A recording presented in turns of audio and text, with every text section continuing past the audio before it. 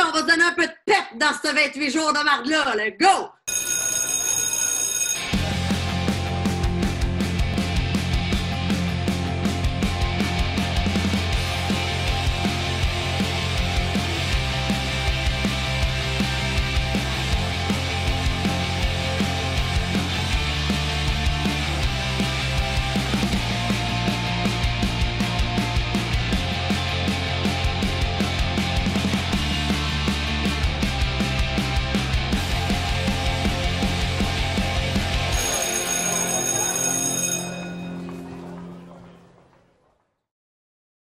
La cloche sonne car c'est le début de l'épisode numéro 16 de votre balado favori, le Pack-Sac.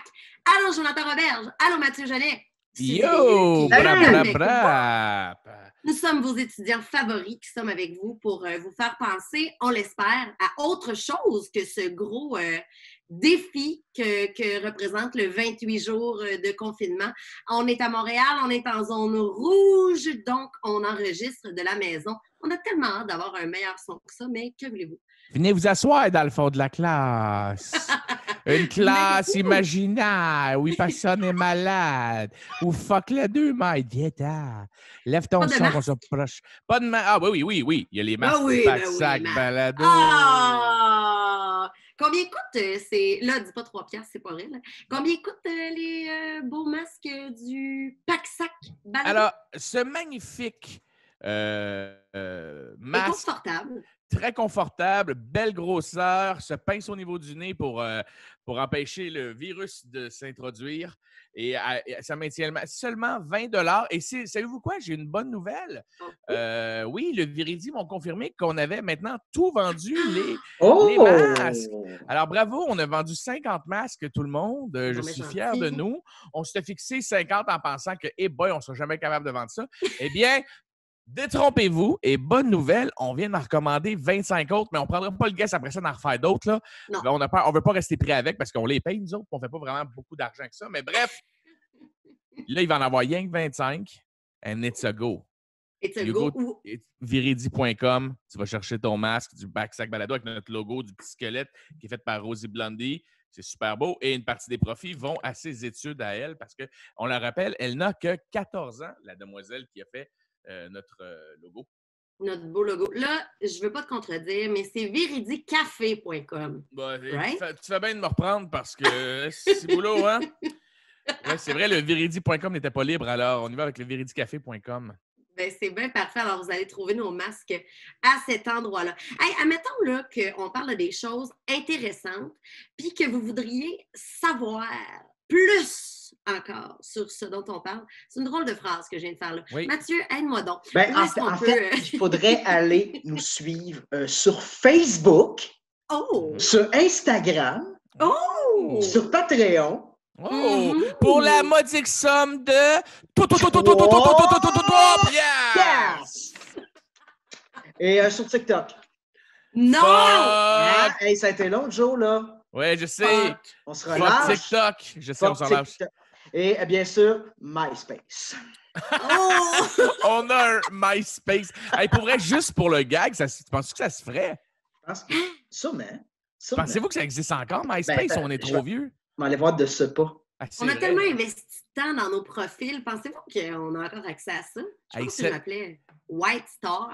Il me semble que ma blonde, elle m'a montré son MySpace de jadis l'autre jour, puis ça marchait encore, là. Hey, moi, MySpace, là, tout le monde en avait un, sauf moi, parce que je venais d'arriver en appartement et j'étais cassé, puis j'avais pas d'ordinateur. Puis c'était à l'époque où un laptop, c'était pas 1000 $, là. Ouais. C'est con, mais un laptop coûtait genre 3000 $ dans ce temps-là parce qu'il n'y en avait pas beaucoup. Oui, j'ai trahi mon âge, j'ai 37 ans. C'est bien correct. Hey, c'est quoi vos matières du jour, les gars, à part MySpace, là? Nous, on a un travail d'équipe cette semaine. On fait un oral en équipe où on parle de théorie du complot. Mais pas de théorie du complot de gars de Sorel-Tracy qui pensent qu'il y a des antennes 5G dans des masques. Non, les bonnes théories du complot. Très intéressant. Et si on avait été à l'école pour de vrai ensemble, c'est sûr qu'on serait arrivés, Mathieu et moi, extrêmement bien préparés, avec des cartons, des extraits vidéo. Des diapos. Des diapos. Et ce qui est le fun, c'est que moi et Matt, parce que je devais faire l'histoire du punk québécois. Alors, mais t'as bien raison. Je suis en train de monter un excellent dossier sur le punk rock québécois. J'ai parlé avec Hugo Miaudy, Reg Laplanche, Chuck des Trois Accords. Je vais arriver avec du contenu concernant ces gens-là. Avec Bruno, oui. Des marmottes aplaties aussi. Plein de gens m'ont répondu. Je suis en train de montrer quelque chose de beau et pour vrai, genre, les gens vont capoter parce que je ne savais pas ça de la scène punk montréalaise des années 70. Elle a existé et elle était extrêmement trash et extrêmement bonne. Et il y a des gens que vous connaissez vraiment bien qui ont fait partie de cette scène-là. On ne spoil rien, mais des grosses vedettes qui ont fait partie de ça avant de chanter de la pop. Ils étaient dans ce mouvement-là. Mathieu, je sais que tu hoches la tête parce que tu sais c'est qui, mais bref, là, je travaille très fort à monter un beau dossier. Puis aujourd'hui, j'étais rushé à cause de la radio, donc j'ai fait « Hey man, j'ai pas le temps de préparer un 4-5 heures d'oral. J'ai plein d'informations, mais je vais être sûr de livrer comme il faut. » Donc, j'ai pris un petit 2h30, puis je suis retourné lire une histoire que je connaissais. Puis là, Mathieu, il me dit « Hey, on fait un oral ensemble. » Ah ouais! Travail d'équipe! Ben oui, c'est full hot. Ben moi, j'ai, comme ça fait quelques épisodes que tu parles de musique, Joe, j'ai décidé de te voler ta matière scolaire, moi aussi. Alors, je prends l'histoire aujourd'hui et puis je vais vous présenter un héros de chez nous qui donne soif. Voilà! Je n'en dis pas plus. Ça veut dire Roy Dupuis, il est... Attends une minute. T'as deviné. Hein? C'est une blague. OK, je suis comme, voyons donc, Chris. Je dis donne soif, je m'en allais faire le lien épais entre le gars des rivières. Il est chaud. Quand t'as chaud, tu transpires. T'as quoi? T'as soif. Roy Dupuis. Non, mais juste parce que tu le suggères si bien, je peux me mettre sur la tâche de faire un oral sur Roy Dupuis. Si tu insistes un jour, ben oui, mais ce ne sera pas le cas aujourd'hui. Ouais. Hey, des petites salutations super rapides, des salutations que j'avais notées il y a quelques épisodes, fait que sont comme vintage déjà, nos salutations. C'est Gabriel Forêt qui nous disait « J'adore votre podcast, la gang. Lâchez pas, vous êtes excellents. » Toi, efficace de même. Merci, Gabriel. Francis Beauchamp qui disait « Excellent cette semaine, la gang. Et sans vendre le punch, content d'avoir entendu l'histoire des gouttes d'eau en retenue. » Alors ça, il faut payer quelques dollars. 3 piastres! Est-ce que les gouttes d'eau, est-ce que c'est pleurer du pénis, c'est ça? Oui, je pense que oui. Pleurer du pénis. Ah, ça vaut 3 piastres, ça. Parce que pour ceux qui ne le savent pas... Mais non, mais dis-les pas. Il faut qu'ils payent 3 piastres. Non, je sais, c'est ça. J'allais vendre de 3 piastres. Si, mettons, toi, c'est la première fois que tu nous écoutes, parce que peut-être des gens qui ont fait « Hey, ces sujets-là m'intéressent plus que le premier épisode. » Il y en a plein qui ne commencent pas avec le premier épisode. Eh bien, nous, de la façon qu'on fonctionne, c'est qu'on t'offre un cours, OK? Tu es en classe avec nous et pour simplement 3 $, on t'amène en retenue et tu passes 45 minutes avec nous autres, minimum, une demi-heure, 45 minutes, à parler de choses qu'on ne parlerait pas habituellement publiquement. Donc, tu ne me verras pas quand je vais à Deux filles le matin parler de ça. Tu ne me verras pas quand je vais à On va se le dire parler de ça. À vrai dire, il n'y a nulle part d'autre que je dirais ces trucs-là et je crois que c'est pareil pour Mathieu et Suzy. Ah non, moi, je le dirais à Deux filles le matin. Ah, tu dirais... Ah ouais. À un moment donné, moi, j'allais me faire sucer au cinéma L'Amour, puis... faire un petit froid. OK, let's go. On fait des euros de 5 minutes chaque, on décolle.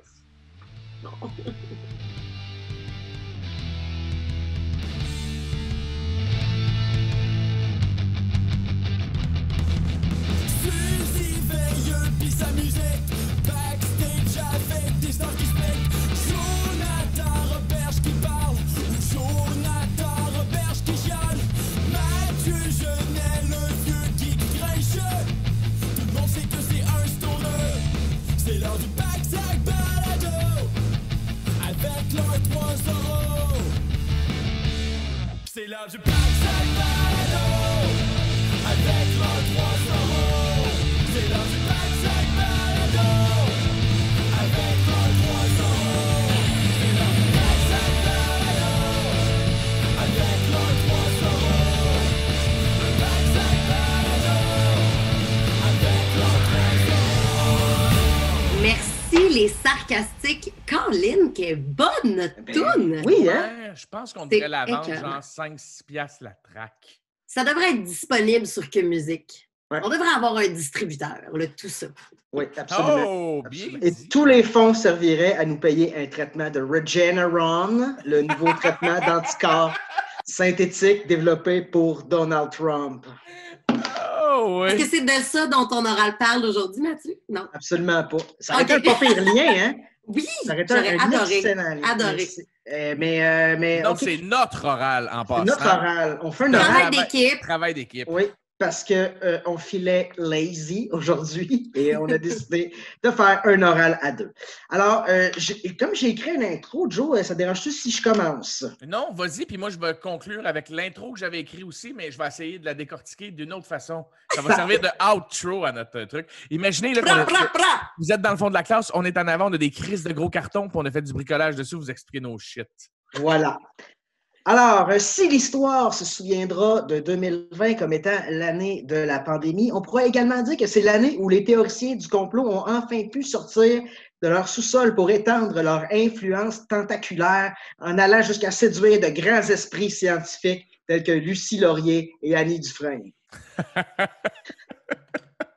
Cependant, pour moi, puis Roberge, le terme théoricien du complot n'avait rien de nouveau puisque c'est un des premiers sujets autour duquel on a bondé il y a bientôt 20 ans. Tu t'en rappelles, Jonathan? Oh oui, mon ami. On a foxé l'école pour regarder le World Trade Center s'écrouler en se disant que c'était sûrement un inside job de la CIA, hein, tu sais? Ah oui, tu te rappelles aussi qu'on avait déjà planifié faire un road trip pour descendre, voir plein de trucs mystérieux aux États-Unis, dont la zone 51. Je me rappelle de ça.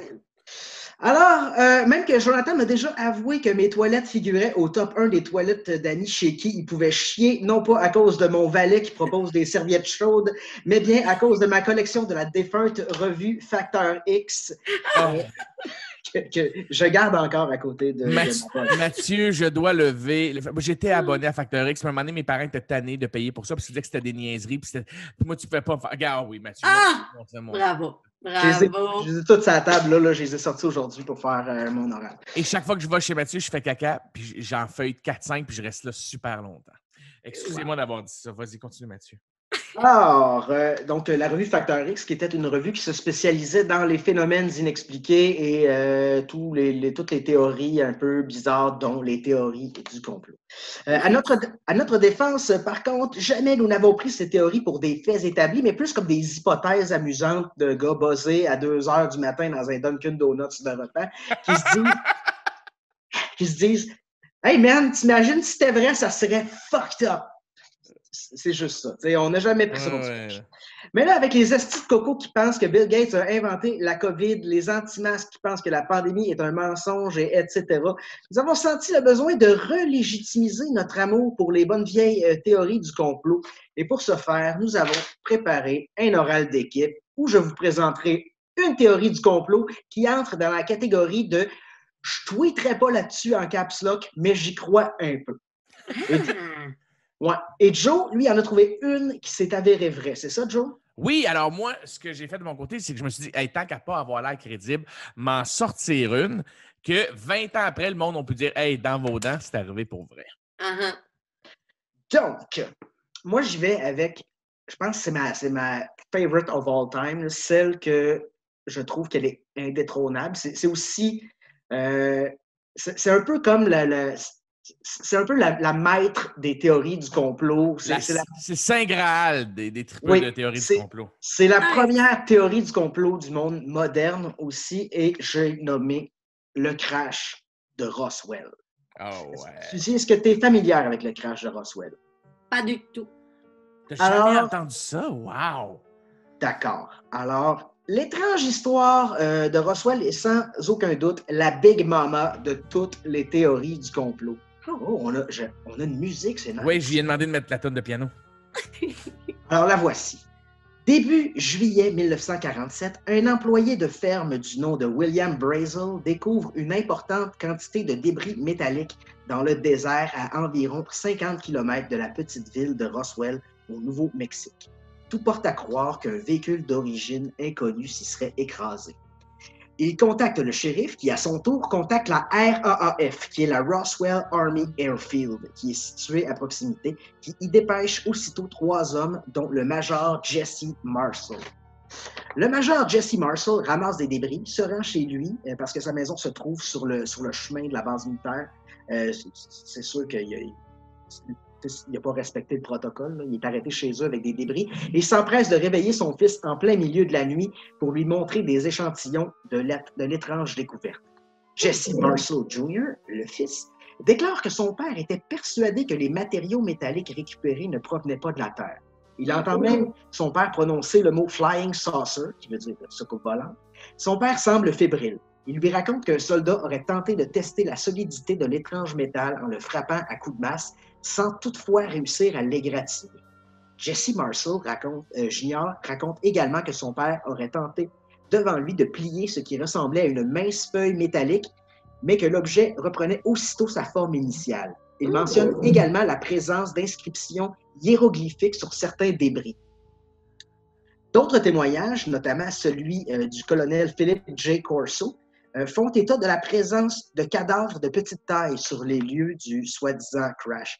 Là, tu vas voir, Joe, comme c'est une saga dont on pourrait parler pendant des heures. 4 épisodes, j'ai fait une version compacte. S'il y a des trucs que tu vois que j'ai laissés de côté, mais que tu trouves pertinents, embarque.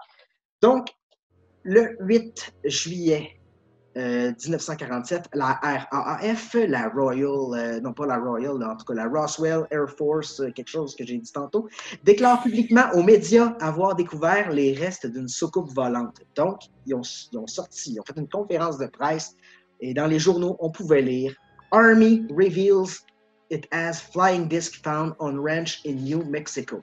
Donc, l'armée révèle qu'ils ont trouvé une soucoupe volante sur un ranch du Nouveau-Mexique.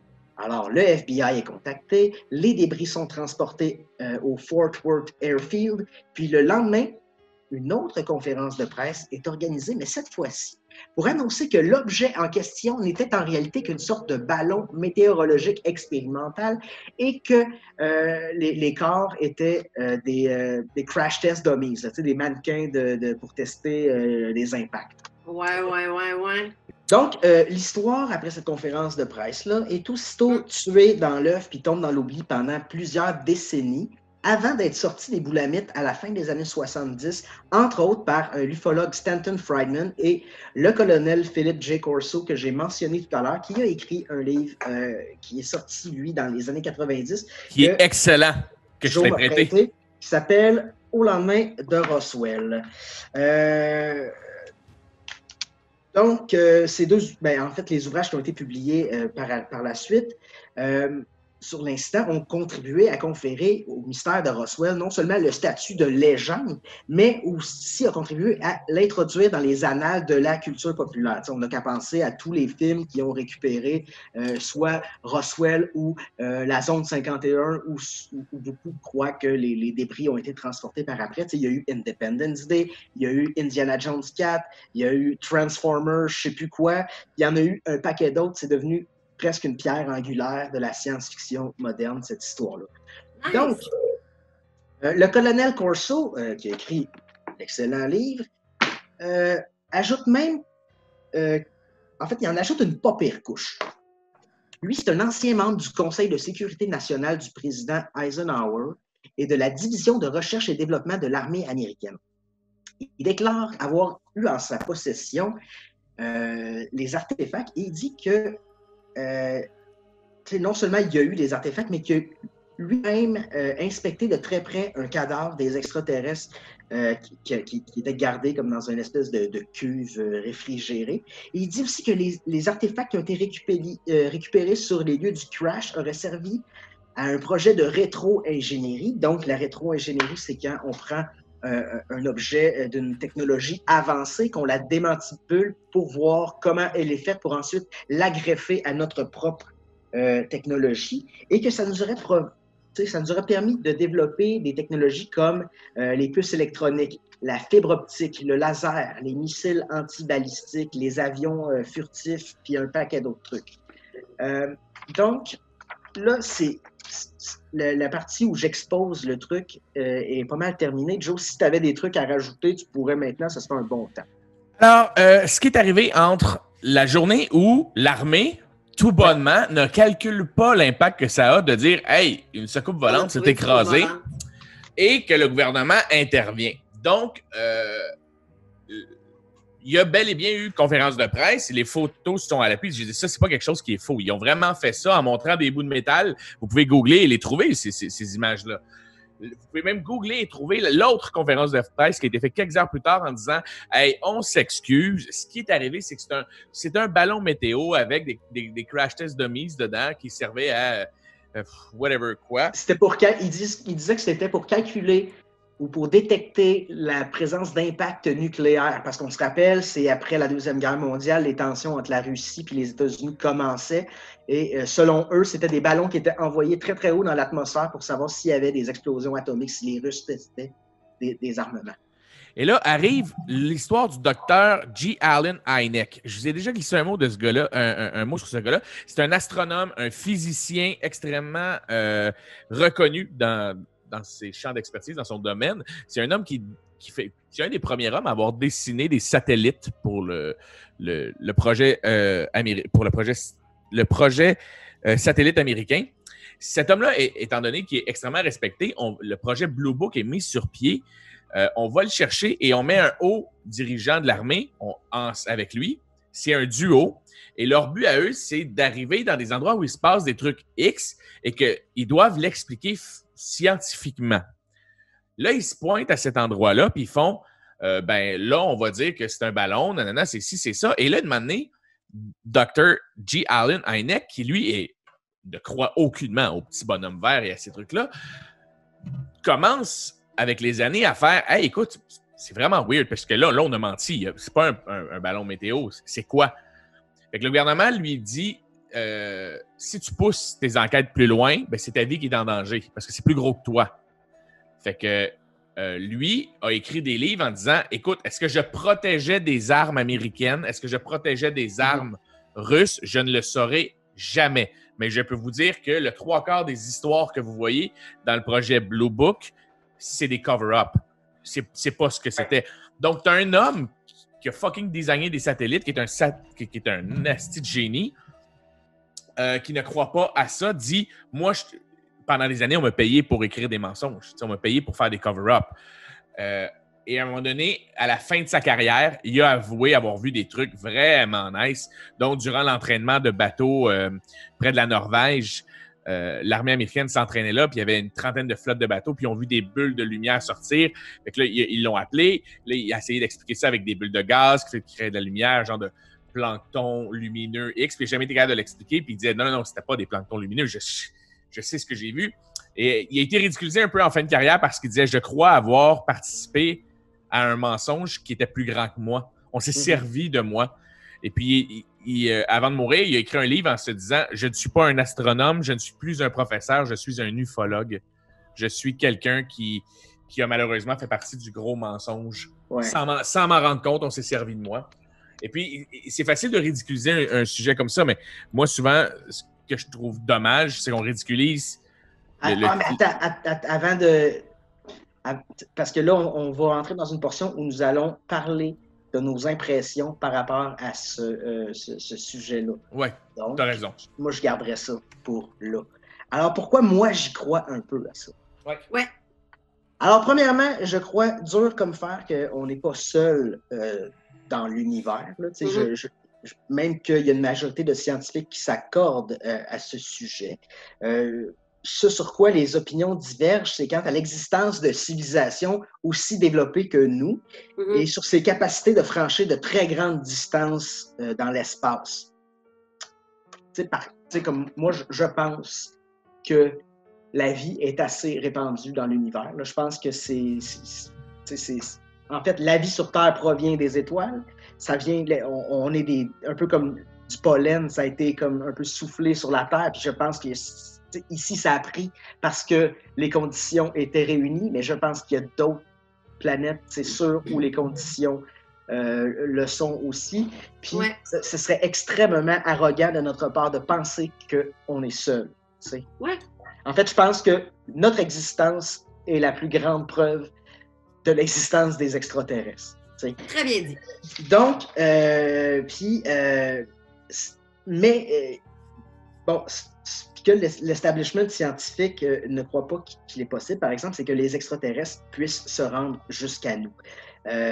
C'est correct parce que la science est basée sur des preuves et des données vérifiables et pas sur de la spéculation. Et ça, j'accepte ça. Donc, je veux rappeler aux sceptiques, par exemple, que les scientifiques d'une autre époque étaient aussi persuadés que la Terre était plate et que pour se guérir, il suffisait de se faire une bonne saignée. Je veux aussi rappeler qu'on est encore au stade primitif de notre évolution où on fait fonctionner nos véhicules avec un combustible fossile qui n'est en réalité que du jus de dinosaures en décomposition. Donc, je pense qu'on n'a pas encore fait le tour de la question de la propulsion dans l'espace. Il y a probablement d'autres civilisations qui, eux, ont caché comment ça marche. Donc, c'est pour ça que je crois un peu que c'est possible qu'on ait déjà été visité par le passé par d'autres civilisations. Toi, Joe, qu'est-ce que tu en penses de ça? Alors, moi, pour ce qui est de... Mettons, je suis 100% d'accord sur tout ce que tu viens de dire. Tu le sais très bien. Moi, c'est un de mes sujets favoris parce qu'il me divertit. Qu'il soit vrai ou pas, honnêtement, moi, quelqu'un qui me dit c'est pas vrai, je suis comme, tu as le droit d'y croire. Comme quelqu'un qui me dit c'est vrai, j'y crois. Moi, j'y crois à 100%. Est-ce que toutes les histoires... Ben non. Non. Je suis pas un crédule cave, mais quand un gars comme G. Allen Hynek m'en jase, j'ai pas le choix de le croire. Quand le gars qui a écrit le livre que tu as entre les mains, oui, ensuite a travaillé pour le gouvernement pendant je sais pas combien d'années, un homme très respecté qui te dit, moi, là, mon job, c'était de classer... Pendant plusieurs décennies, lui a travaillé. C'est ça. Depuis le crash de 1947 jusqu'aux années 70, je crois. Oui, il était là longtemps. Là. Donc, il a vu l'avènement de toutes les technologies basées, selon lui, sur les trucs qui ont été récupérés lors du crash. T'sais. Quand un gars comme John Mack, qui était le doyen de l'université Harvard, un des plus grands psychiatres de notre époque, a hypnotisé des milliers de personnes et en est venu à conclusion, il y a des gens qui sont véritablement enlevés. Moi, et que John E. Mack a mis dans un livre tous ses écrits, des conversations qu'il a eues avec des gens. Puis qu'à un moment donné, écoute, moi, c'est une esti de Bible que j'ai lu en voyage. Ça m'a fucké pendant 1 an, je pense, ce livre-là. Et le gars a été assassiné la journée du lancement de son livre. Mais voyons donc. Tu fais un moment donné, puis c'est le doyen de Harvard University. C'est pas un gars qui est c'est un psychiatre ultra intelligent. Puis c'est des gars que je crois. Je crois pas Guylain dans son sous-sol qui pense que... Non, moi, je suis un gars de fait. Là où je rejoins ce que j'aime de Alan Hynek, c'est que le gars dit, exemple pour Roosevelt, lui, ce qu'il pensait, il pensait vraiment que c'était peut-être une arme américaine que lui, il devait pas être au courant. Donc, il faisait un cover-up pour vraiment des armes dangereuses. Genre un avion expérimental. Ouais, puis qu'il y a peut-être des pilotes qui en sont décédés, des gens qui... Ouais. Et ils m'ont demandé... Ça rendait service que les gens croient aux extraterrestres, croient à la théorie du complot pendant que les Américains venaient de merder. Pendant longtemps, on a cru qu'un bateau de l'armée anglaise avait coulé à la Deuxième Guerre mondiale jusqu'à temps qu'une année, les théories du complot, c'était « Ah non, ils se sont entretués, ils ont tué le capitaine, quelqu'un fait couler le bateau. » Et des années plus tard, plein de généraux ont parlé en disant « Non, non, non, c'est Churchill lui-même qui nous a demandé d'abattre un de nos bateaux parce qu'il était... il était encerclé d'Allemands, puis il allait être pris. Puis notre technologie était super gros avancée, puis on ne voulait pas que les Allemands mettent la main dessus. Fait que Churchill a exécuté 2000 hommes qui étaient sur un énorme paquebot de je ne sais pas c'est quoi le modèle du bateau. Et ça a été une théorie du complot pendant des années. Et aujourd'hui, c'est connu, c'est un fait. Les familles ont reçu des excuses, puis mais Chris, ils ont tout fait pour l'étouffer. Ça rendait service qu'il y ait des chambres à gaz pendant ce temps-là en Allemagne. Tu sais. Et ça joue un peu en la faveur du pourquoi j'y crois, ce que tu viens de raconter là, parce que c'est vrai que le gouvernement américain, c'est vrai que si effectivement il y avait eu un engin comme ça qui s'était écrasé dans le désert, Mm. ça nous aurait été caché. Les Ah gouvernements nous cachent des choses des fois quand c'est pertinent. Puis là, je ne veux pas donner du jus aux théoriciens du complot, mais il y en a déjà eu des complots. Il y en a déjà eu des trucs qui nous ont été cachés par le passé. Puis, donc, je pense qu'il faut rester un petit peu ouvert à ça. Est-ce que ça met fin à ton oral, Mathieu? Non, pas encore. Oh, Alors, vas-y! là, on va entrer dans la portion de pourquoi j'y crois pas tant. C'est où je trouve que ça accroche dans l'histoire. Parce que, tu sais, il faut se garder aussi une petite porte de sortie pour... Ben oui, c'est ça. Donc, ça, c'est le bout où j'ai mal, là, parce que j'aimerais ça que ce soit vrai. Ça détruit un peu mon histoire, puis je vous dis pourquoi. Là. C'est clair que si on avait trouvé un vaisseau dans le désert du Nouveau-Mexique et que les Américains avaient récupéré des cadavres, c'est clair que c'est la première chose que Donald Trump serait allé vérifier en entrant à la Maison-Blanche.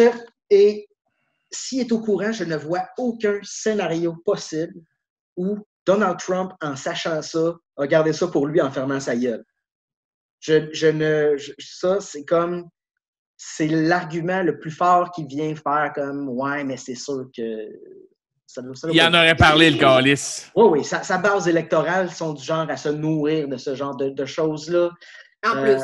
En fait, peut-être qu'il va le sortir dans les prochaines semaines comme arme là, pour battre Joe Biden.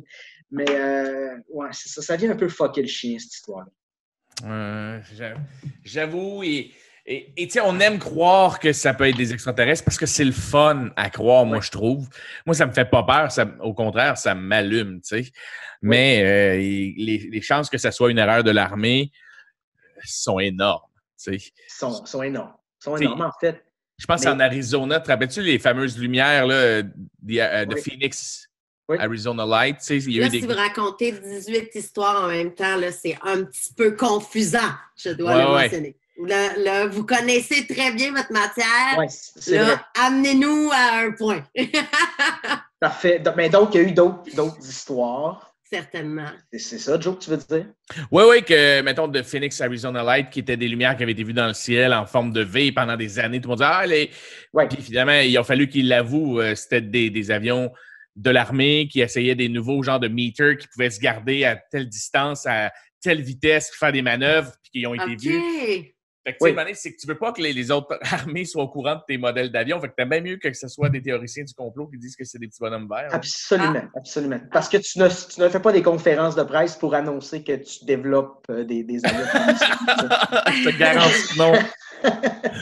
Mais tu sais, il y a quelque chose qui me fascine là-dedans, c'est qu'on dirait que ça vient jouer dans le pot, pourquoi j'y crois, c'est qu'on dirait que dans les décennies qui ont suivi Roswell, il y a eu une explosion de technologie. Est-ce que c'est un hasard? Est-ce que c'est à cause... est-ce que c'est la Deuxième Guerre mondiale qui a aidé la science à se propulser plus loin? Parce que souvent, c'est ça qui arrive. Quand il y a guerre, il y a beaucoup d'avancées de recherche et développement. C'est normal aussi. Mais c'est une petite observation. On a eu la télé pas longtemps après. On a eu un paquet de trucs pas longtemps après. Donc, c'est ça. Alors, ça clôt mon truc sur le crash de Roswell. Bravo, Mathieu. C'était vraiment intéressant. Je m'auto-congratule. Merci beaucoup. C'est intriguant. C'est vraiment intriguant. Jonathan? Alors... oui, excusez, il manque une introduction. Maintenant, la deuxième partie de l'oral du travail d'équipe de Mathieu et Jonathan. Alors, je me sers un bourbon pour vivre le moment avec vous. Je vais en profiter pour vous plugger la bière que je bois. J'essaie la petite nouvelle Corse. La Corse organique. C'est une Corse bio que j'ai reçue et que j'essaie. Bien contente de boire une bière légère après tous ces repas fromagés que je me sers en ce 28 jours. Santé, les amis. Petit verre de bourbon, les amours. Et moi, je bois un Red Bull saveur d'hiver baie givré. Est-ce que c'est bon? Oui, c'est correct. Ça goûte l'hiver. C'est correct. Alors, j'irai, moi, de mon côté, et je peux pas croire qu'on va pouvoir donner du jus à des complotistes, mais c'est ce qu'on va faire.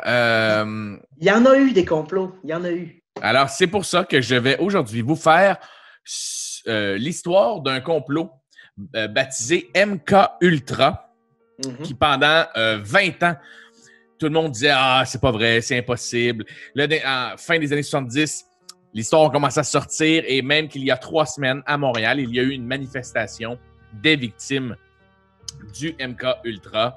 Et MK Ultra n'est pas une équipe de soccer quelconque en Malaisie. Non. C'est le nom d'un programme. C'est une excellente sorte de marijuana, hein? MK Ultra. Pour vrai? Oui. Elle doit être inspirée de ce programme-là, Mathieu. Pas mal sûr, moi. L'expérience MK Ultra de 1953-1973. La CIA finance des expériences de lavage de cerveau aux États-Unis, au Canada, et une partie est menée par le Dr. Freak, écossais. Non, un Dr. Freak qui s'appelle... Freak McTavish. Freak.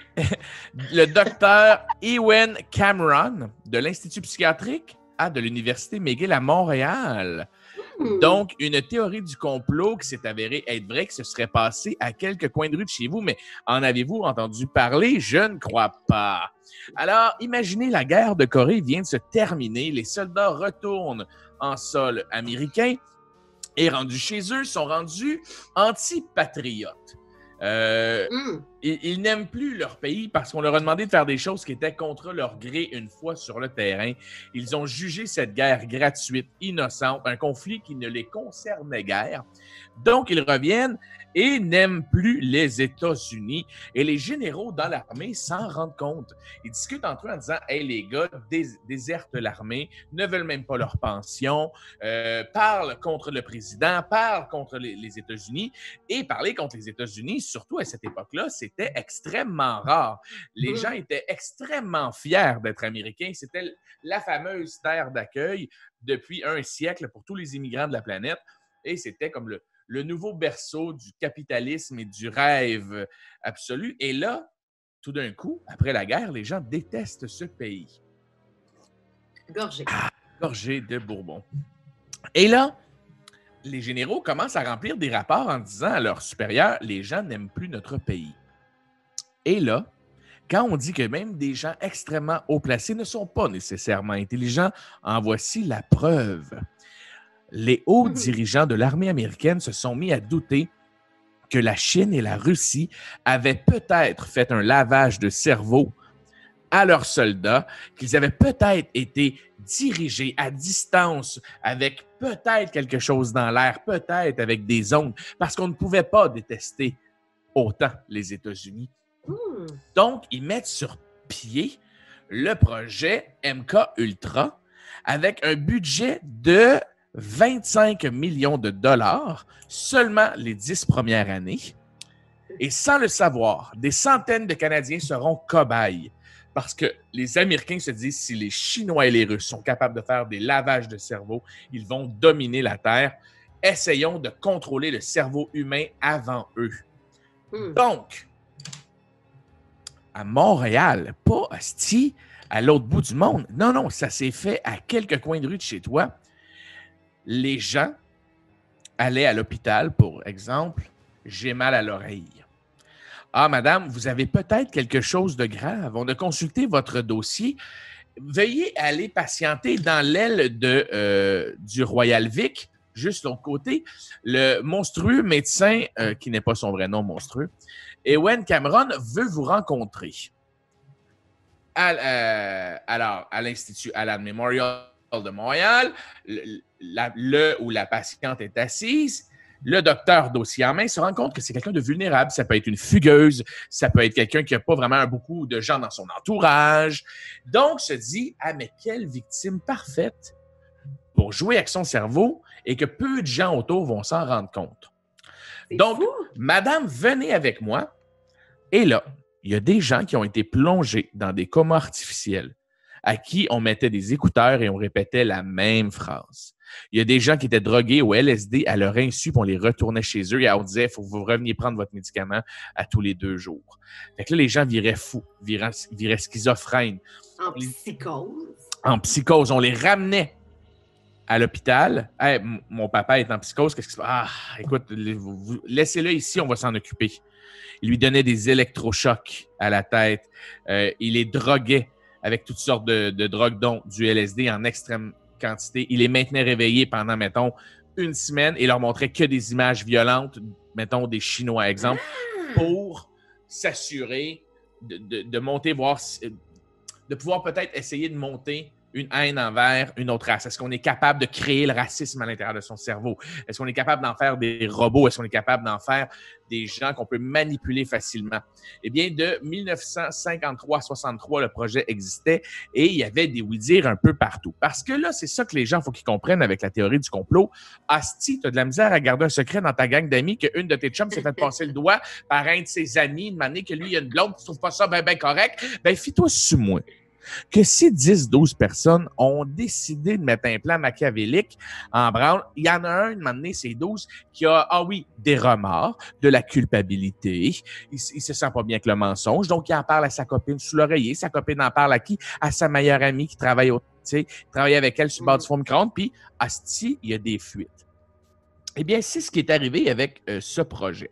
J'aurais aimé pouvoir en lire davantage. J'ai lu depuis 2 semaines sur le sujet et je trouvais ça vraiment, vraiment intéressant. Et c'est un article du Journal de Montréal ou La Presse qui a attiré mon attention lorsque j'ai vu qu'il y a eu une manif le 20 septembre dernier à Montréal pour ça. Des gens qui réclament que pour leurs parents, il y ait des excuses publiques. Que Justin Trudeau reconnaisse une fois pour tout les travaux qui ont été faits sur leurs parents. Et le gouvernement canadien et plein de gens de mémoire se sont excusés et ont dit « oui, ça s'est fait ».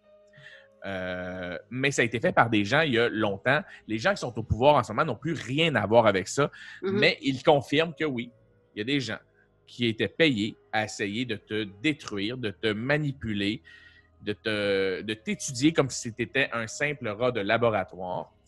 Et sur les 77 patients dans le cadre du programme qui a pris fin depuis longtemps, le gouvernement canadien a indemnisé 77 patients dans le cadre du programme qui a pris fin depuis longtemps, mais n'admettait aucune responsabilité de leur part. Depuis, on compterait moins d'une dizaine d'ententes hors cours avec d'autres familles pour des montants de 100 000 $ mais avec des clauses de non-divulgation de ce qu'ils ont vécu. Donc, juste... Oui, non, c'est hardcore ce qui a été fait à McGill, là. Et pendant longtemps, quand des gens en parlaient, on disait « Voyons donc, t'écoutes trop de films, t'as regardé Orange Mécanique, penses-tu vraiment qu'il y a une madame, là, qui est allée là pour un autre site. Elle s'est fait attacher à un lit, puis qu'ils l'ont comme kidnappé, puis qu'ils ont envoyé des chocs dans sa tête, puis qu'ils ont donné du LSD. Franchement, on le saurait si ça se serait passé. Ben, tabarnak, ça s'est passé pour de vrai dans notre fucking belle ville qu'est Montréal. Et ils ont tout fait pour étouffer l'histoire parce qu'il y aurait l'air ridicule que ça se retrouve partout. Mais je trouve que ce serait la moindre des choses qu'il y ait des excuses publiques qui soient faites par le premier ministre envers ces gens-là. Fin de mon oral. Hey! Mais hein, c'est comme, écoute, oui, ça donne du gaz à beaucoup de théoriciens du complot, je pense. Là, tu rentres à l'hôpital pour un otite, puis finalement, tu ressors, puis on a expérimenté sur toi. C'est... Ouais. Et, tu sais, ça, là, je viens de faire... Mais... Je viens de donner du jus à ton cousin lourd, tu sais, qui a trop bu des bulles de nuit. Celui qui a peur de la 5G. Celui qui a peur de la 5G à Noël, qui va t'en parler en disant qu'il y a des gros méchants pédophiles qui sont soumis à des lézards, qui pètent des scènes d'enfants pour avoir fait tomber les 2 tours à New York. Dans des pizzerias. Tout ça dans le but de transférer des enfants dans des tunnels souterrains, que Donald Trump se bat contre ça. Fait qu'il va dire « Ah ouais, puis c'est jamais arrivé ça à McGill, hein? T'as le premier, moi, à le dire! » Puis tu fais « Ah, ta gueule, là. » Ben oui, il y a des affaires qui sont vraies comme il y a des choses qui sont fausses. Alors, c'était ça pour notre oral d'équipe avec une histoire qu'on aime, mais qu'on ne sait pas si c'est vrai, puis une histoire qu'on sait qui est vraie et qui est malheureusement triste. Mais les deux sont reliés par le complot. Ouais. Hey, good job, les boys! La semaine prochaine, je vais continuer un peu dans cette voie-là. Je veux faire les Bigfoot. Alors... Oh! Très intéressant. Et pendant que tu plugues la semaine prochaine, je peux vous confirmer qu'on aura un spécial Halloween où chacun va faire un oral à saveur Halloween. Alors, Mathieu va le faire sur les Bigfoot. Moi, je risque de le faire sur les maisons hantées. Et on va recevoir une thanatologue, une ancienne thanatologue qui embaumait des morts, qui s'occupait de jouer avec des cadavres avant, qui aussi, comme passe-temps, fait du ghost hunting, pas juste au Québec, pas juste au Canada, mais partout dans le monde. Elle se promène dans des endroits vraiment fucked up et elle enregistre des trucs qui font vraiment peur. Qui font vraiment peur. Oui, donc ça va foutre les jetons, ça va être pour notre beau spécial Halloween. Et toi, Suzy, est-ce que tu as une petite idée? T'as-tu commencé à réfléchir à ce que tu allais faire? Ah oui? Ouais. Et c'est quoi? Moi, les gars vont me parler vraiment souvent de films épeurants, de films intrigants. C'est rarement mon genre. Et là, j'ai demandé à 2 amis qui trippent particulièrement sur les spooky movies de me faire une petite liste. Et là, je suis en pandémie, c'est pas ça que je veux dire, mais pendant ce 28 jours-là, en fait, nous, c'est ça, là, dans la réalité, on enregistre la semaine prochaine. Donc, cette semaine, je vais me clencher des films qui font peur, qui ne sont pas ce que j'écoute habituellement, toute seule, chez moi, dans mon appartement. C'est un petit défi, puis je vais vous revenir sur mes impressions là-dessus. J'ai essayé de faire ça short and sweet parce que... Ça, tu peux nous le demander, hein, de te faire des listes comme ça. Là. Oui, inquiétez-vous pas, vous allez contrevalider les choix, effectivement. Parfait. Excellent. Assurément. C'est des trucs qu'on connaît, là. Oui, c'est certain. Je vais sûrement y aller avec des classiques. Yes. Plus qu'autre chose. Fait que, ça va être vraiment le fun. Bravo! Je trouve ça cool que tu fasses ça, parce que je sais que tu ne traites pas tant que ça, ces films qui font peur. Justement, j'ai envie de me mettre ce défi-là, puis de voir qu'est-ce que je peux aller apprécier là-dedans, justement. Mais moi, comme je dis à ma copine et à mon fils qui détestent les films d'horreur, et moi qui est un fan fini de ça, je dis, regarde, c'est comme faire un manège. Tu vas embarquer dedans, tu vas avoir plein d'émotions, puis à la toute fin, tu débarques, quand tu fermes, tu fais « wow », tu te concentres sur l'émotion que tu as eue, que ça t'a créé, puis tu essaies de ne pas l'amener dans ta chambre. Tu sais. Je dis, quand tu sors d'un manège, est-ce que tu cries dans l'auto en revenant? Ben non, c'est fini. Puis tu fais « oh boy, j'ai un peu les jambes qui shake, puis je suis fatigué ». C'est ça. Ben là, quand tu sors du film, tu sors du manège. Tu ne ramènes pas ça dans ton lit. C'est tellement une bonne image. Mais moi, en tant que gars anxieux, quand j'en parlais à ma psy de ma passion pour les films d'horreur, elle me disait, ouais, mais t'es anxieux puis tu regardes des affaires comme ça.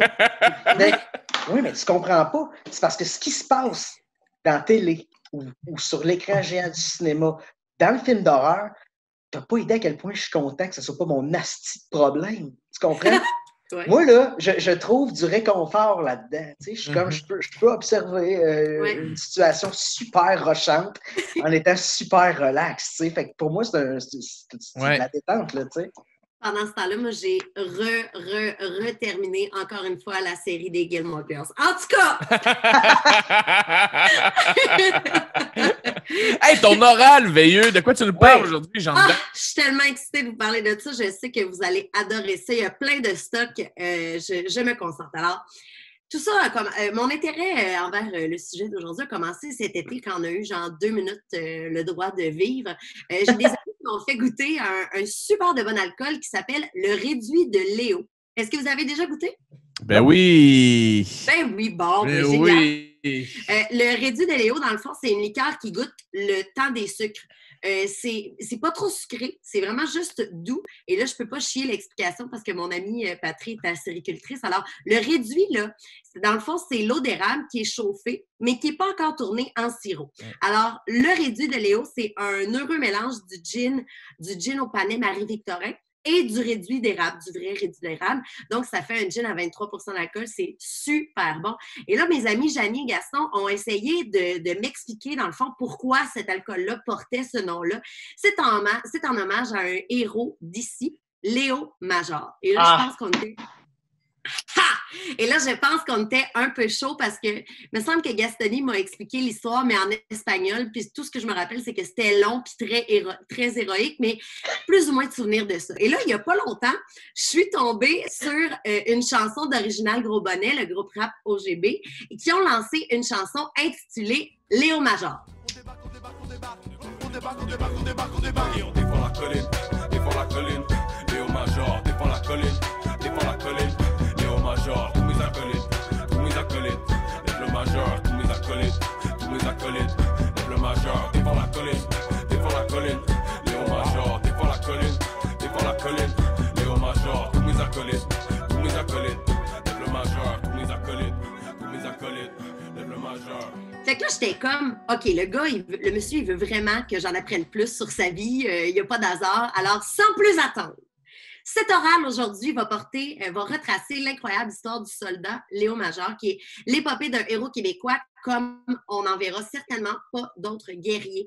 Un guerrier là, d'une bravoure exemplaire complètement, qui a participé au débarquement de Normandie, qui a combattu les soldats allemands jusqu'à la Seconde Guerre mondiale, jusqu'à la fin de la Seconde Guerre mondiale, qui a participé à la guerre de Corée en étant le 1000e soldat canadien à s'enrôler. Et puis ses exploits pendant ces deux guerres-là lui ont valu les Distinguished Conduct Medal, les petits blonds vont mettre la traduction sûrement, qui est une récompense unique dans l'histoire. Alors, Léo Major, le Rambo québécois. Là, c'est vrai, Yes! Ben non, c'est ça que tu bois pour vrai? Il n'y a pas de hasard. Oui. Non, j'ai fini ma bouteille de Bourbon. OK, fait que là, c'était à côté de toi. Et là, moi, j'ai une collection de bouteilles. Et puis, ce magnifique jus, comme tu peux voir, j'en ai bu quand même beaucoup. C'est succulent. Alors, je m'excuse de t'interrompre. Continue. Ben, hey, écoute, on se lance, en fait. Léo Major est né en 1921 au Massachusetts parce que son père, c'est un ouvrier de chemin de fer pour le Canadian National. Et donc, il est né là, mais rapidement, là, la même année, la famille revient s'installer à Montréal. Donc, il vient d'une famille canadienne-française. Il est d'ailleurs l'aîné de la famille. Il aura 13 frères et sœurs en 14 ans. En tout cas, son père est souvent parti de longues semaines de temps parce qu'il est ouvrier de chantier de construction de chemin de fer. Donc, il doit s'absenter souvent et longtemps. Donc, sa mère élève pas mal toute seule toute cette belle troupe-là. Et Léo, lui, quand son père il revient à la maison, il subit la violence de son père. C'est vraiment le seul enfant battu de la famille, mais il mange des coups. Il se fait insulter par son père. Son père, il dit toujours qu'il est une mauviette, qu'il est paresseux, qu'il ne va jamais rien faire dans la vie, que c'est rien qu'un peureux. Alors, l'histoire lui donnera pas raison. À 14 ans, pendant la Grande Dépression, on est en 1935, Léo quitte le domicile familial, il est écœuré de son papa, il n'en peut plus. Il va habiter sur une ferme de son oncle et de sa tante. Il va travailler là. Le couple n'a pas d'enfants, donc ils vont vraiment le prendre sous son aile comme si c'était leur propre enfant. Il travaille très, très, très fort. En 1938, Léo se trouve un emploi comme travailleur de construction à la gare centrale de Montréal. Et là, rapidement, lui, il travaille super fort, là, 10 heures par jour, 6 jours par semaine. Et son contremaître, il remarque qu'il a vraiment toujours envie de faire ce qui est le plus difficile, ce qui est le plus challengeant, ce qui est le plus épeurant. Donc, Léo hérite il devient donc le dynamiteur en chef pour construire cette gare-là. Léo Major s'enrôle ensuite en juillet 1940. Il a 19 ans. Il est affecté en premier temps au Royal 22e Régiment. Et 2 jours plus tard, il apprend que le régiment de la Chaudière, là, c'est le prochain à être envoyé en Europe. Alors là, il demande son transfert à cette unité-là parce que lui, il ne s'enrôlait pas pour le plaisir, c'était pour aller combattre. Là, le régiment de la Chaudière, là, ça veut dire qu'il s'enrôle avec qui? Avec des beaucerons. Alors, comment il peut être mieux entouré que ça? Hein? C'est incroyable. Bon, alors, il rejoint donc le régiment de la Chaudière. Ils s'en vont en Écosse. Ils vont s'entraîner là-bas pendant 3 ans et demi, de l'aube jusqu'au coucher du soleil, 6 jours par semaine, et ça, 50 semaines par année. Et là, Léo va se spécialiser dans le tir de précision, dans la reconnaissance et les opérations de commando. Et puis, il se révèle vraiment avoir d'excellentes capacités visuelles, auditives, d'infiltration et d'endurance. Et dans ses temps libres, il fait quoi? Il fait de la boxe pour le plaisir. Juste ça. Durant cette période-là, il va vraiment se lier d'amitié avec Willie Arsenault, qui est un soldat canadien-français comme lui, qui vient de Montréal. Retenez ce nom-là, on va en reparler un petit peu plus tard. Arrive le fameux 6 juin 1944. Qu'est-ce qui se passe cette date-là, les gars? Débarquement de Normandie. Léo Major participe au débarquement de Normandie sur la Juno Beach avec le régiment de la Chaudière. Wow. Et là, les troupes canadiennes-anglaises du Queen's Own Rifle of Canada sont clouées au sol. Alors, avec 50 soldats du régiment de la Chaudière, Léo va aller détruire une partie du mur d'un bunker qui abrite un nid de mitrailleuses allemandes. Il va poser une mine Banglador. Et là, il y a un bulldozer qui va accompagner son régiment, qui fait une brèche dans le mur. Et les soldats canadiens vont surprendre une douzaine de soldats allemands et vont en faire leurs prisonniers. Ça, c'est la première journée. Un petit peu plus tard après-midi, c'est pas fini, c'est une grosse journée, Léo et un soldat assigné à une mission de reconnaissance vont aller explorer le terrain derrière les collines boisées qui marquent les lignes ennemies. Donc, l'objectif de leur mission, c'est de collecter la position des unités allemandes puis rapporter l'information au commandant. Mais là, pendant cette mission-là, ils aperçoivent un véhicule blindé qui est occupé par 3 soldats allemands. Alors là, les 2 éclaireurs vont un peu quitter la route. Ils vont se cacher derrière une haie.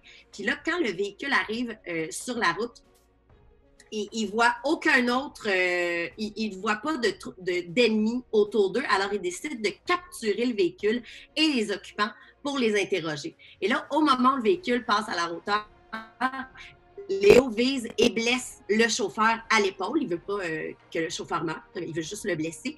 L'autre éclaireur tire sur le mitrailleur et le tue sur le coup.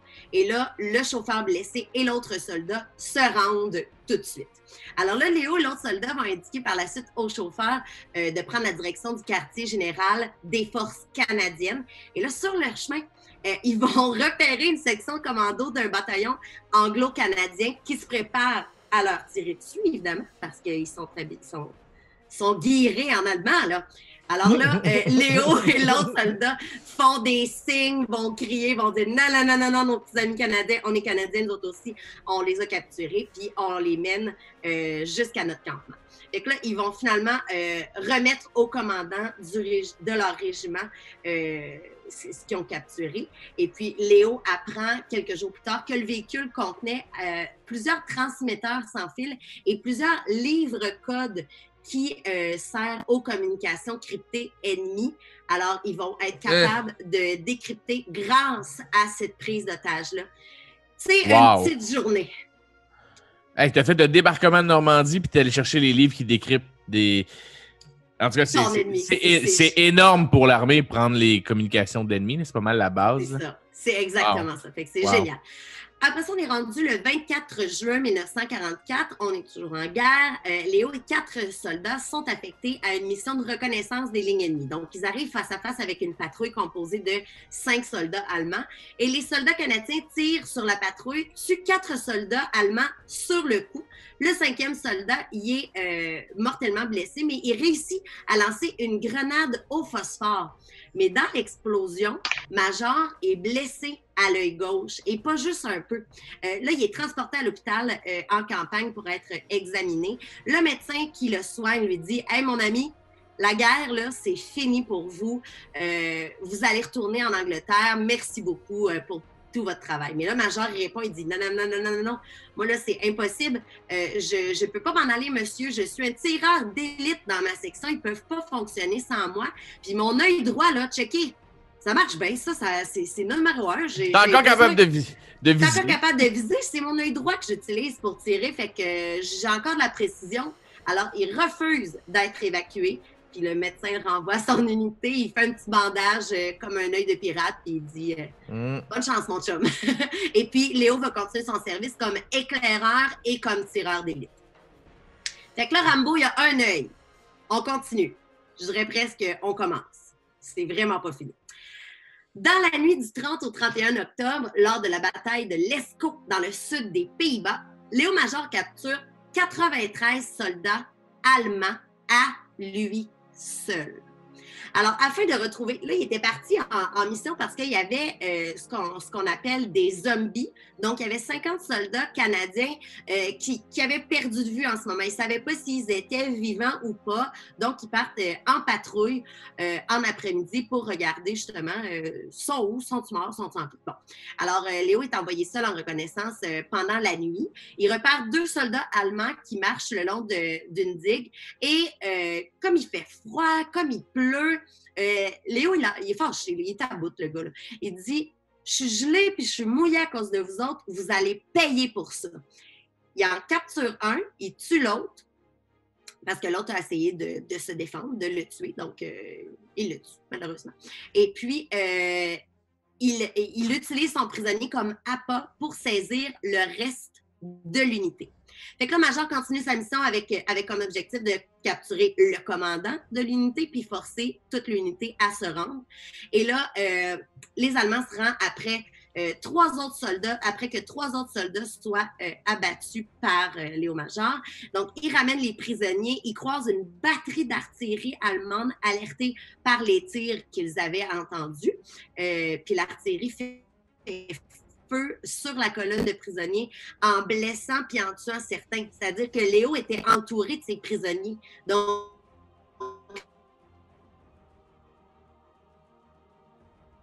il revient au camp après, lui, avec une centaine de prisonniers. Je me rappelle qu'il était parti checker s'il y avait 50. Il avait perdu 50 Canadiens. Il revenait avec une centaine d'Allemands en disant... J'ai trouvé ça en chemin, les boys. Et voilà! Hey!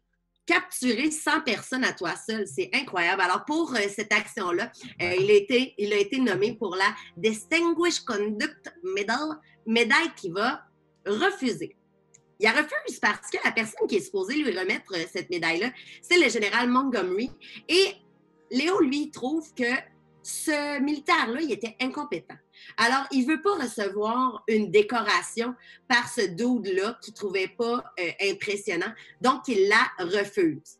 Une personnalité, là, genre définie. Là. Le gars, il niaise pas avec ça. On est rendu le 27 février 1945. On est près de Kapellen en Allemagne. Et Léo-Major va aider un prêtre, le prêtre du coin, à aller récupérer les corps des soldats qui sont décédés. Donc, ils se promènent et là, ils mettent les corps dans un super de gros véhicule de transport. Et là, après avoir terminé de charger les corps, le Monnier s'assoit près du conducteur, Léo en arrière. Et là, le véhicule roule malheureusement sur une mine. Le Monnier décède sur le champ, le conducteur aussi. Léo-Major est projeté dans les airs. Il tombe sur la tête. Et là, on est en février, il fait très froid, c'est de la glace, la terre est dure. Il tombe sur la tête, sur le dos, il est sans connaissance. Il est placé derrière un camion par des médecins qui vont le transporter à un hôpital de campagne. Et puis, l'hôpital est à 50 km de là. Et là, l'homme est tellement souffrant, Léo-Major, qu'à toutes les 15 minutes, ils se doivent d'arrêter pour lui injecter de la morphine pour être capable de supporter la douleur. On se rappelle que c'est pas un plaignard, ce petit monsieur-là. Et puis là, à nouveau, on lui dit « Hey, monsieur, la guerre est finie pour vous. Merci, mon ami. Retournez en Angleterre. On vous rapatrie et puis on vous remercie. » Parce que là, lui, il a des fractures au dos. Il a à 3 endroits. Il a des entorses aux 2 chevilles. Et il a 4 côtes de cassées. Sacrément. Avez-vous compris le portrait? Ça n'a pas de bon sens. Le gars, ça lui fait mal quand il éternue, là. C'est... Respirer. Hey, 4 côtes! C'est incroyable. Fait que là, il se passe une semaine. Il n'est pas content de se faire dire qu'il faut qu'il rentre chez lui. Encore une fois, on n'est pas surpris. Alors là, il s'écoule une semaine. Et puis là, il voit une opportunité de s'enfuir.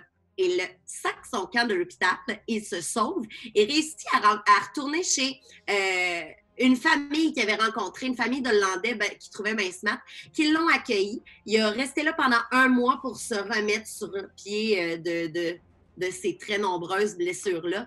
Et puis, il a rejoint son unité en mars, en 1945. Un petit mois de rien plus tard. Un vrai dur à cuire. OK. Vous êtes prêts? La prochaine épopée en tabarouette. OK.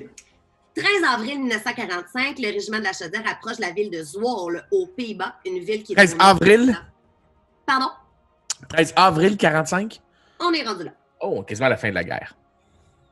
Il y a une ville, fait que Zwolle, aux Pays-Bas, c'est une ville au nord d'Amsterdam qui a une population d'environ 50 000 habitants. Cette ville-là fait l'objet d'une forte résistance des troupes allemandes. Ils sont vraiment... pris. Et puis, durant le mois de mars et d'avril, il y a 50 soldats canadiens qui perdent la vie chaque jour en essayant de les libérer.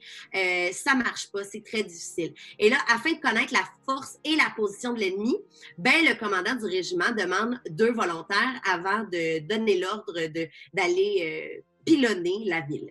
Alors là, Léo Major et son meilleur ami, vous vous rappelez de Willie Arsenault? Oui, Willie! Alors, les deux potes se portent volontaires et partent là-bas. Alors, ils partent à la tombée de la nuit. Ils ont de la difficulté à communiquer avec les habitants de la place parce que, on va se le dire, parler néerlandais, c'est pas donné à tout le monde quand on est né à Montréal. Et là, il y a beaucoup quand même, là, malgré ça, ils réussissent à comprendre qu'il y a beaucoup d'Allemands dans la forêt. Donc, il indique une forêt. Léo et Willie se rapprochent de la dite forêt pour essayer de spotter. Ils longent la traque de chemin de fer. Mais là, Willie, il y a des bottes il y a des bottes de travail. Et puis, la botte accroche la traque de chemin de fer. Ça fait du bruit. Il se fait pogner et révèle leur position. Et Arsenault est tué par des tirs allemands. Léo Major est furieux. Ça fait des jours qu'il ne dort pas, ni le jour, ni la nuit. Il est hors de lui et il dit « Ah ouais, premièrement, il tue sur le coup 2 Allemands. Et puis il dit « C'est quoi le reste du peloton, là? Je vais le pogner aussi. » Fait que là, le reste du peloton allemand fuit en véhicule, mais il décide de poursuivre sa mission tout seul. Il entre dans la ville de Zwolle et aperçoit une voiture d'un officier. Alors là, il prend par surprise le chauffeur allemand et le capture. Il dit, là, il le désarme et il réalise que le mec, il parle français. Alors là, l'officier venait d'Alsace. Fait que là, Léo Major l'oblige à conduire sur la rue principale, la même. Il dit, conduis-moi très doucement. Et là, il se met à mitrailler d'un bord, de l'autre, à lancer des grenades d'un bord, de l'autre, à faire bien du bruit, à crier en masse. Alors là, les maisons se vident de plus en plus parce qu'il fait croire aux Allemands et à la population que les Canadiens sont en train de faire une invasion de la ville. Fait que là, eux, ils pensent que c'est les troupes canadiennes. Fait que là, une dizaine de fois, il surprend des groupes de 8, 10 soldats allemands. Il les capture. Il les dirige hors de la ville, de la position. Il les remet à sa troupe, à ses soldats canadiens français. Il retourne dans la ville. Il continue sa mission. Il continue de faire ça. Fait que là, il fait ça pendant très, très, très longtemps. Là, à un moment donné, il est épuisé, le pauvre monsieur. Il fait juste comme rentrer dans les maisons, forcer à la place, puis il dit « Je viens dormir 1 heure. » Fait que là, il vient dormir 1 heure. Il est à bout de nerfs là, complètement. Et puis, il recommence. Fait qu'il fait ça toute la nuit. Et puis là, vers la fin de la nuit, il tombe sur le quartier général des SS. Il livre un combat rapide avec 8 officiers supérieurs, morts pour 4 d'entre eux, et les autres prennent la fuite. Et là, il met le feu au QG de la Gestapo! That's it. Yeah! That's my boy. That's my boy, Léo. Et là, au petit matin, il se rend compte que les dernières troupes allemandes ont quitté la ville et que Zwolle est libérée. Donc là, il fait annoncer à la radio que la ville est libérée des Allemands. Et puis là, les habitants commencent à sortir et comprendre que c'est libéré. Mais là, lui, il n'a pas fini, là. Son meilleur ami qui a été tué la veille. Là. Alors, il part récupérer le corps de Willie Arsenault pour pouvoir l'enterrer adéquatement puis le saluer une dernière fois, lui rendre hommage. Et puis après ça, il est de retour au camp vers 9 h le matin. Et puis là, il s'en va dans la ville de Zwolle et il est accueilli. La population accueille le régiment canadien qui entre dans la ville libérée. Alors là, pour ces actions-là aussi, Léo Major a reçu et accepté sa première décoration du Distinguished Conduct Medal. Et puis, c'est vraiment une des principales décorations britanniques pour un acte de bravoure aussi grand. Et Willie Arsenault, il a reçu le Lion de bronze à titre posthume en 1970 par la reine Juliana. Alors là, les gars, ça, c'était la première guerre. Il en reste une. Oh shit! En 1945, quelques semaines après son retour au pays, là, qu'est-ce qu'il a fait après ça? Lui, il fallait qu'il se fasse opérer au dos parce qu'on se rappelle qu'il était très, très, très blessé. Alors, il va passer 3 mois dans un hôpital de vétérans. Au lieu d'obtenir une libération des forces armées, on lui offre un poste de magasinier dans le centre de ravitaillement militaire pour le reste de l'année. Il n'aime pas trop ça, c'est pas le genre de travail qui ressemble. Alors, il décide d'aller travailler pour la raffinerie Shell comme tuyauteur. Les affaires dangereuses, il aime ça. La guerre de Corée est déclarée le 25 juin 1950, quand la Corée du Nord envahit sa voisine, la Corée du Sud. rapidement. Là. Cette agression donne lieu à une guerre qui va durer plus de 3 ans, qui va amener vite l'intervention des États-Unis et du Canada et d'autres pays membres de l'ONU à l'appui de la Corée capitaliste, le Sud, sous le commandement des Nations unies de la Corée. Et l'entrée en guerre de la Chine du côté de la Corée communiste, le Nord. Voilà le portrait. Durant l'été 1950, Léo a un œil... On se rappelle hein, qu'il a un œil, je le ressouligne, c'est trop important. Et lui, il vient d'avoir une offre pour aller travailler en Afrique du Nord. Mais finalement, il reçoit un appel du colonel Tachereau parce que le lieutenant-colonel Jacques d'Extase dit « Hey, c'est lui qu'on a besoin. » Fait que là, ils veulent créer un groupe d'éclaireurs. Fait que Léo deviendra responsable de cette équipe-là sans aucun officier pour lui dire quoi faire. Yes! Il décide de l'enrôler, il décide de s'enrôler, et puis en août 1950, puis il devient le 1000e soldat du contingent canadien à s'enrôler à ce moment-là. Puis l'armée veut vraiment que ça incite d'autres mondes à embarquer là-dedans parce qu'ils disent hey, regardez, on a un héros de la Seconde Guerre mondiale qui donne l'exemple. Avec on s'entend, là? Si t'as Wayne Gretzky qui vient jouer au hockey, je pense que t'as du monde qui veut jouer à l'aile avec lui, là. Fait qu'il est intégré au 2e bataillon du Royal 22e régiment. Il s'entraîne aux États-Unis. Le bataillon va rester là jusqu'en avril 51. Léo doit recruter 80 hommes dans un très court laps de temps, les préparer en quelques mois. Et en novembre 51, une unité de la 3e division d'infanterie américaine a perdu aux mains de l'armée chinoise la colline 355. En laissant une importante quantité de matériel derrière elle. Donc, avec ses 350 mètres d'auteur, c'est la plus haute montagne de la région. Alors, la colline est située à une quarantaine de kilomètres au nord de Séoul et avait été prise de force de l'ONU lors de la bataille de Marignane-San en octobre 51. Le lieutenant-colonel Jacques Dextrans demande donc à Léo Major s'il peut faire quelque chose. Major, il dit si je vais là, il faut absolument que vous me donniez carte blanche. Il faut me laisser choisir les hommes avec qui j'y vais, genre chaque homme. Et puis, ce qu'on va mériter à la fin de cette mission-là, là, on veut chacun une bouteille de rhum puis une permission off de 8 jours. Et permission off, c'est pour aller voir les malades. C'est ça que je voulais dire, jouer avec des nonnes. Alors, le colonel accepte et Léo Major part à la tombée de la nuit avec un peloton de 18 hommes qu'il a entraîné lui-même. Ah, peloton. Au matin, la colline tombe aux mains de Léo Major et de son équipe. Les Chinois lancent 2 de leur division, environ 14 000 hommes en contre-attaque sans succès. Léo Major fait preuve de courage et de détermination. Il donne vraiment l'exemple à sa troupe. Il permet à son peloton de résister et de repousser 7 attaques des troupes chinoises venant de 4 directions différentes qui ont lieu pendant 3 jours. C'est qui est hot, man. Bonjour! C'est incroyable. Pendant tout ce temps-là, il y a un seul de ces soldats qui a été blessé. Et Léo Major l'a transporté sur ses épaules jusqu'en bas de la colline. Et malgré la blessure. En retournant au camp, c'est fini. Bravo! Il a gagné. Bravo! bravo! J'avais pas de transition. En retournant au camp, il y a un journaliste canadien-français qui a demandé à Léo, pourrais-tu m'expliquer l'opération que tu viens de produire? Et là, Léo, il était exténué. Il a donc dit au journaliste, un certain René Lévesque, d'aller en jaser avec son officier supérieur parce qu'il n'était pas certain de ça. C'est drôle, hein? C'est vraiment drôle. Il y a une vingtaine de Canadiens français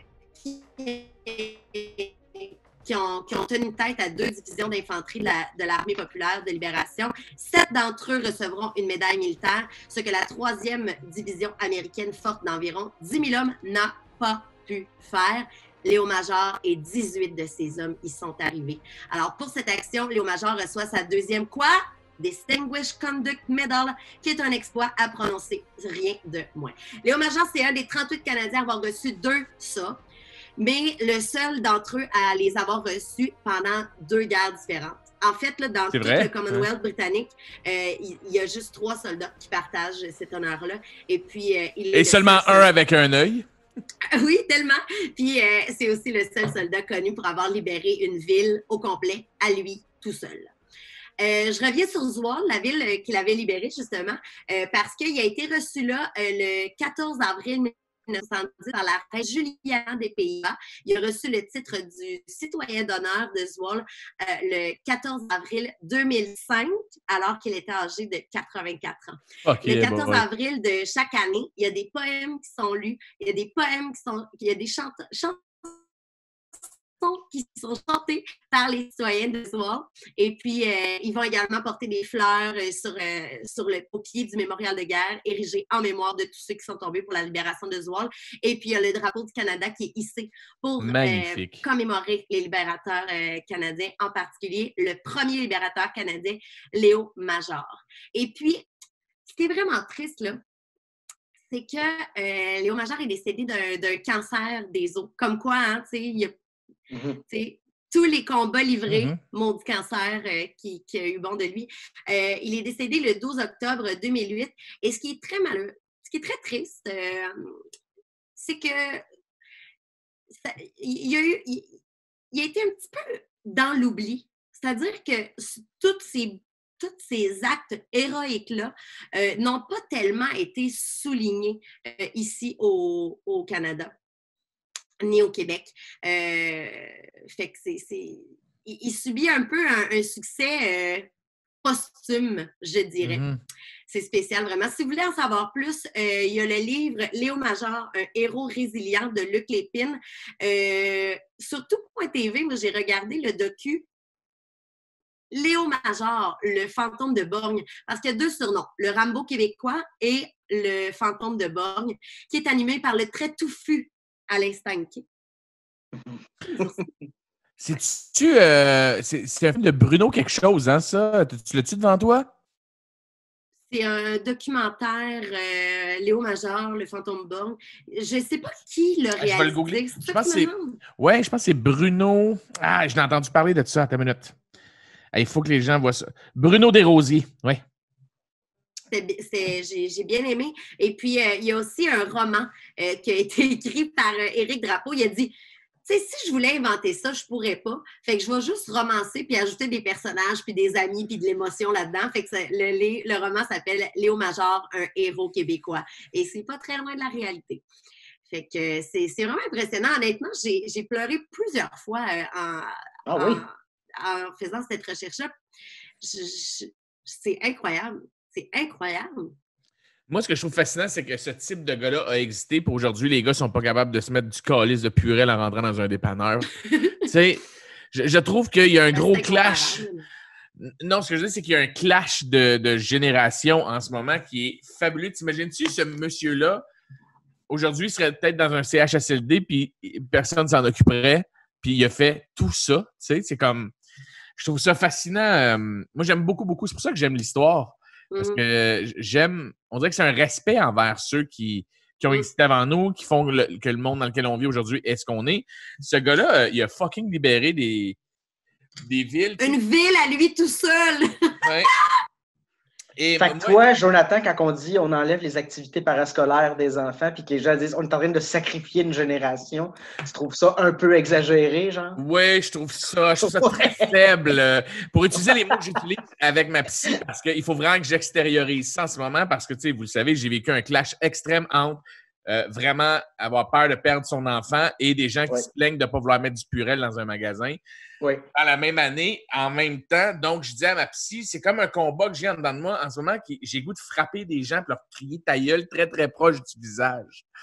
Puis, quand j'entends les gens se plaindre alors que des fucking Léo Major ont existé, je suis comme fuck! Tu réalises-tu? Le luxe que tu as aujourd'hui, c'est parce qu'il y en a eu des millions de Léo Major avant toi. Toi, tu t'en vas tranquillement dans un hôpital qui a été bâti par des gars comme Léo Major, tu comprends? Oui. Donc, le luxe que tu as aujourd'hui, la ouate que tu as, c'est ces gars-là, Suzy, puis Mathieu. On doit tellement... Puis je trouve ça le fun que tu soulignes, Suzy, qu'il est dans l'oubli. Parce que c'est vraiment, quand on me demande pourquoi je suis passionné d'histoire, c'est pour ça. Oui, et il y en a plusieurs des gars puis des femmes comme lui qu'on oublie parce qu'on est trop égocentrique à notre époque.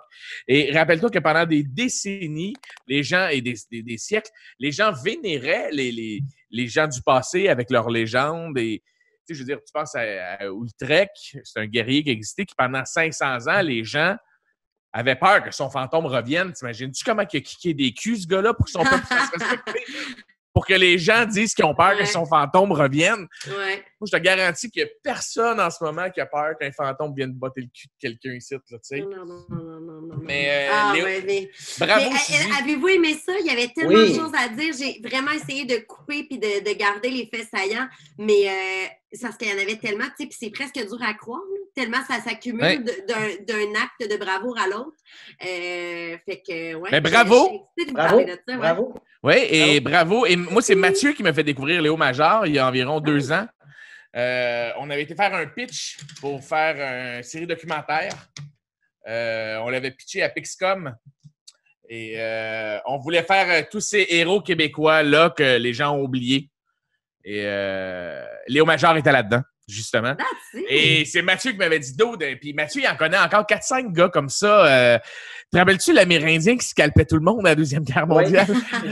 J'avais fait des recherches pour ça, mais tu sais, là, c'est loin, là, je m'en rappelle plus. C'était il y a 1 an ou 2, là. Mais moi, je persiste à dire que si au Québec, on avait des grands budgets pour faire des films, on aurait eu un film à un moment donné sur Léo Major. Là. On aurait eu un film avec Roy Dupuis là, dans le rôle de Léo Major. Mais tu sais quoi?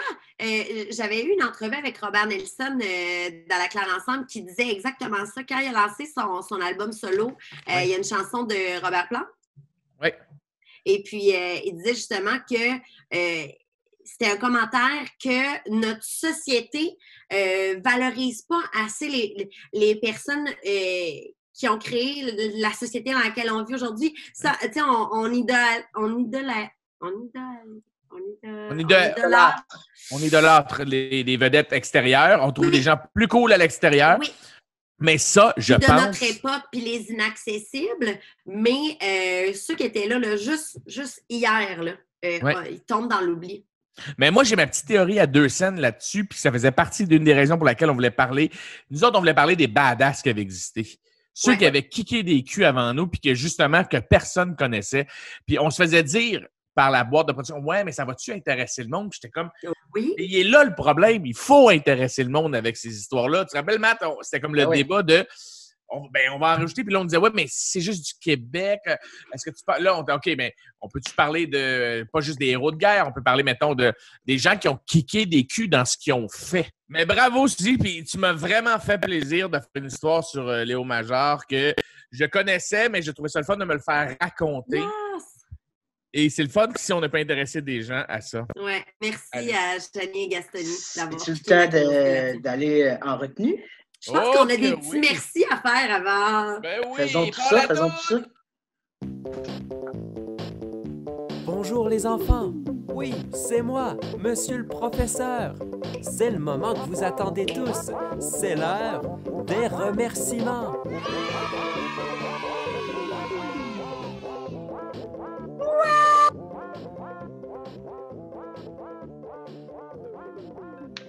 La toute a été raccourcie. Yes!